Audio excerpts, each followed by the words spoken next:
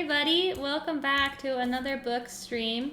My name is Hannah, and I have been reading all of the Lost Years of Merlin series out loud every night on Twitch. And tonight we are on chapter 20 of the third book. If you wanted to see any previous chapters, I have them all uploaded on a YouTube channel. I've been slacking on this particular book, but book 1 and book 2 are uploaded there, so you can enjoy those. But tonight we are on chapter 20 called Ion. In the last chapter, actually some crazy stuff has happened recently. Aramon sacrificed his life to protect Merlin, and then as Halia and Merlin were doing his funeral, Domnu sent a whirlwind and took them to her lair. So that's where we're at. And now we will read chapter 20 called Ion. Hype indeed. Chapter 20, Ion. My knees nearly buckled. Stolen? Blue flames swelled around the room. Wispy shadows, as thin as dead trees, danced across the flagstone floor. Yes, my pet, the Galator has been stolen. Bones, breaded bones, taken from me, its rightful owner. No, I placed my fists on my hips. I am its rightful owner, not you. Domnu waved a hand carelessly. Well, technically, I suppose, you have a claim to it. A claim? You might even say that you own it. Still, what is more important, I possess it. Or, at least, used to possess it. Whoever stole it will have to return it to me. She squeezed her hand tightly. I heard the distinct sound of bones cracking and splintering, as if she were crushing someone's skull. And, she added in a low growl, I will make certain it does not happen again. Halia, her doe eyes fixed on Domnu's feet, asked tentatively, Who would have stolen it? Domnu opened her right hand, palm up, and blinked. A silver chalice brimming with red wine appeared. Intertwining snakes decorated its rim. She took a slow sip, finishing with a smack of her lips. The question, my pet, is not who would have done it, but who could have done it. My home, while humble, is reasonably well fortified. My gaze roved over to the table arrayed with the feast. Then I looked to the horizon, where the chariot drawn by the stallion had first appeared. Only the ring of blue fire now marked the place. I could hardly believe that I had been convinced I was about to be trampled, yet it felt utterly real. No doubt being crushed under those wheels would have felt equally real. I can't imagine anyone stealing into your lair. Your magic is too powerful. The hag stopped in the middle of another sip.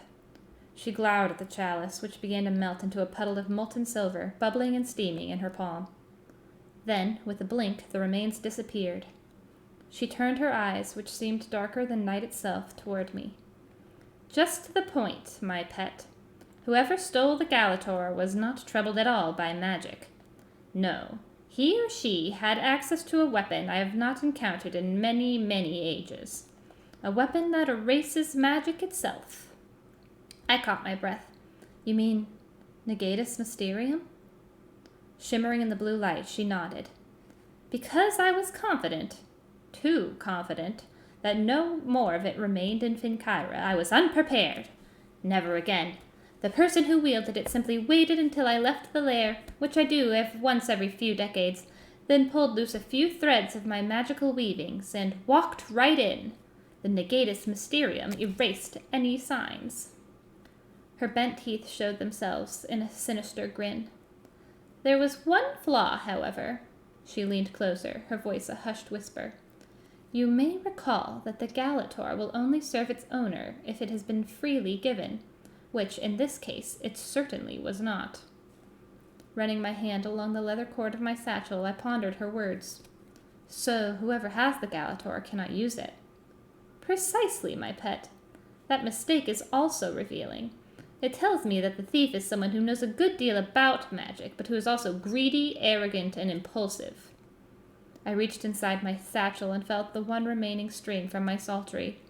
It felt so stiff, so brittle. I know who the thief is. Domnu peered at me skeptically. You do? Yes. Feeling the emptiness within my chest, I nodded. The same person who stole my powers. Explain yourself, my pet. I traded glances with Halia. Before I do, I need your commitment. No treachery this time. I traded glances with Halia. Oh, sorry. She flashed a mouthful of broken teeth, lit by the flickering flames. What's wrong, my pet? Don't you trust me? No, and I never will. I watched her warily, but I might agree to collaborate with you for a while. Domnu growled softly. An alliance, then. An alliance. What are the terms? My fists clenched. If together we can regain the Galator, then I can use it to battle Valdir 3 days from now. If I should survive, the Galator is yours. The Galator is yours. I forfeit any claim to it. Her dark eyes widened. And if you should not survive? Then it is yours as well. You may have to argue with Valdir about it, but I won't be around anymore to trouble you. Tempting. She studied me severely. One more term should be added, however. If you can, with my help, regain the Galator, you must show me something. Puzzled, I cocked my head. What could I possibly show you? The hag hesitated, patting her hairless head for several seconds. Oh, nothing serious, really. Just a trifle. What? She bent so close that our noses nearly touched. I want you to show me how the pendant, especially that green jewel at its center, works. I stepped backward, almost bumping into Halia. You don't know? With all your powers? Domnu hissed. Would I ask you if I did? I only know what any wandering bard could tell you, that its powers are truly vast and utterly mysterious. Remembering Carepre's description, I quoted, vast beyond knowing. Quite so. No doubt I could divine all its secrets in a little time, say a millennium or two, but someone who knows you made me think you might be able to help me do it faster. Bones! Boiling Bones. What was his name?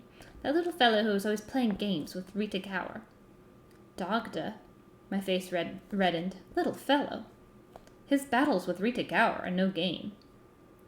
The hag cackled quietly. Such naivety! Charming, my pet, charming. Taking no heed of my contempt, she continued. One day, perhaps, you will learn that everything is a game. A serious game, perhaps, such as charioteering, or a meaningless game, full of frivolity, such as life. I planted my boots, grinding my heels on the stone floor. You'll never convince me of that. She waved at the air, her hand awash in the blue light. It doesn't matter. I doubt you'll live long enough to learn any better. Even so, I will take the risk that Dagda's remark was true. He told me that, one day, the half-human named Merlin would truly master the power of the Galator. Surprised, I caught my breath. Well, I accept your term, though I doubt that prediction will come true. How can it? In all the time I wore the pendant, feeling its weight on my chest, I learned only this. Whatever magic it really has, it has something to do with an emotion. Suddenly unsettled, Dagda tugged on the folds of her neck. What emotion? Love. She made a face like someone who had swallowed curdled milk. Bones! Are you sure? I nodded. Well, as I said, the risk is mine. I'll just need to find some other way to unlock its powers. So there we are, my pet. Allies, for the time being. Wait. I glanced toward the flickering lights. I, too, have an additional term. The hag eyed me with suspicion. What is it? Before we go any further, you must return that stallion to his original form. Halia started. Her brown eyes gazed at me in astonishment, and, though I couldn't be sure, a touch of gratitude. The horse? Asked Domnu. Why should I? I sucked in my breath, remembering the feeling of running upon my own hooves, my own 4 sturdy legs. Because you need my help. The hag grunted. I suppose I do. All right, though I doubt that fool beast had learned his lesson yet. She flicked a finger toward the edge of the room. Suddenly a loud neigh sounded, followed by galloping hooves. The black stallion ran over, keeping his distance from Domnu. Cautiously, he approached Halia, nuzzling her outstretched hand. Then, his tail swishing, he sidestepped over to me. Gently, I laid my hand on his gleaming coat, feeling its silken surface. He whinnied softly in response. He knows you, observed Halia. I stroked his black mane, inhaling the horse's familiar smell. Slowly, the edges of my mouth curled upward. As I know him. His name is Ion E. Morwin. He was my father's horse, and my very first friend. Domnu shrugged. How touching! Very well, then. I might consider throwing the horse into the bargain. A sturdy beast, but he's been nothing but trouble to me from the day I, rescued him from that drafty old stable. Ion gave a loud snort, but she didn't pay any attention. What I really need is something more docile and obedient. A goblin, perhaps, for my chessboard. So I suppose if you agree to our little alliance, the stallion is yours. Feeling Ion's warm breath on my neck, I nodded. Except that he isn't mine, or anyone else's for that matter.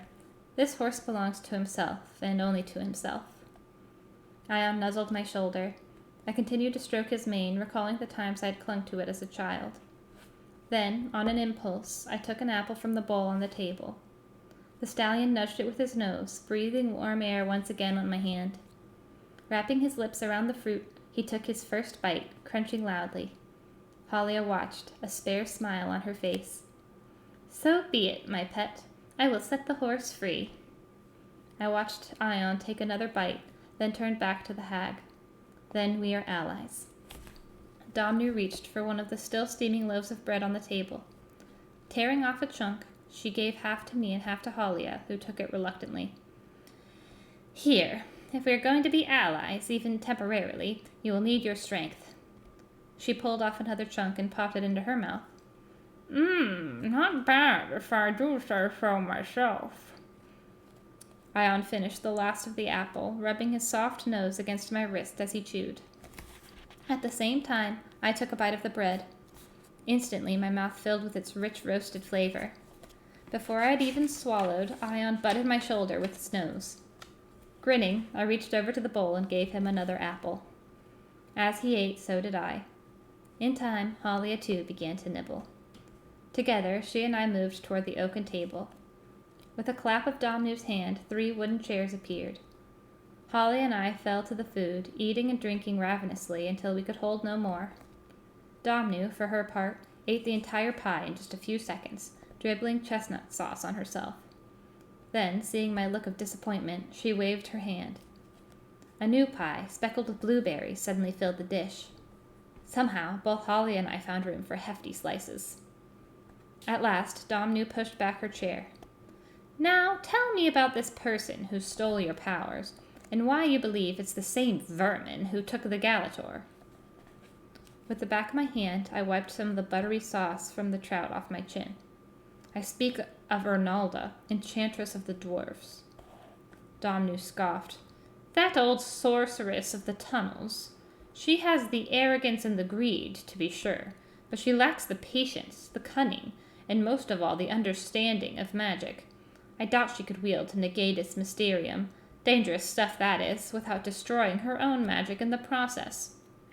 She used it against me. I stood, my hands pressed to my ribs. All my magic, all my power is gone now. I swallowed. She even took my staff. The hag's ancient eyes examined me. Not true.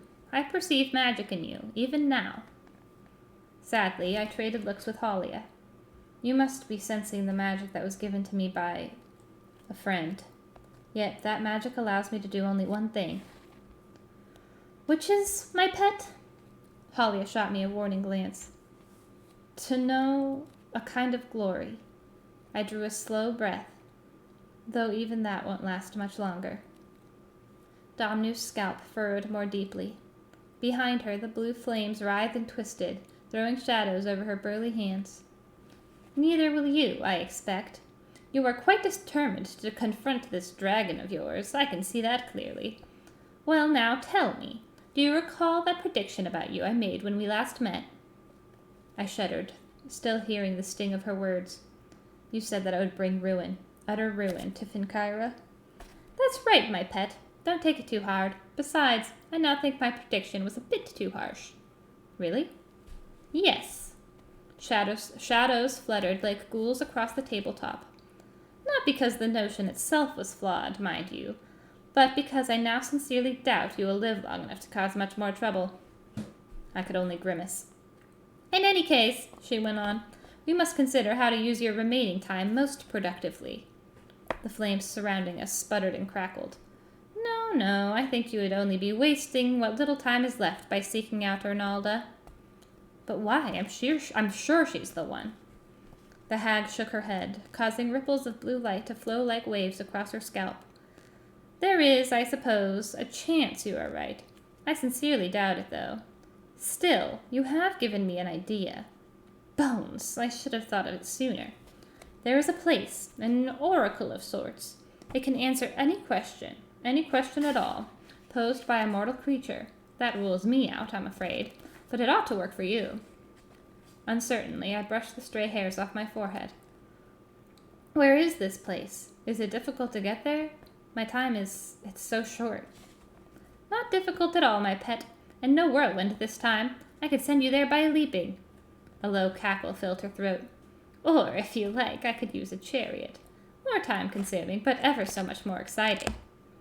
Seeing my expression, she frowned. All right, leaping then. I'm still not sure. If Arnalda does have the Galator, it could take all the time I have left to win it back. Domnu reached for the flask of wine, opened her mouth as wide as a crevice, and pulled all the liquid down her throat. Ah, my pet, don't you understand? If Arnalda does not have it, then you have used up all your time for nothing. If, however, she does have it, the oracle will tell you that straight away. This way you can be certain who really is the thief. She crushed the flask in her fist, spraying shards of glass on the stones. And that is something. Breaded bones, that is something. I would dearly like to know. Slowly, I gave a nod. All right, then. Tell me about this oracle. What sort of person is there? Not a person, not exactly. The oracle lies far to the south, near the sea, in a place surrounded by cliffs. Steep, smoking cliffs. At this, Halia stiffened. She started to say something, but the hag cut her off. It's so simple, my pet. All you need to do is ask it your question. She glanced toward the flickering lights. That is, after you've surmounted a minor obstacle. I cringed. What sort of obstacle? Blue light exploded in the room, swallowing everything. Okay, that is the end of part 2 and the end of chapter 20. So tomorrow we will read part 3, starting with chapter 21, called The Birth of Mist. Thank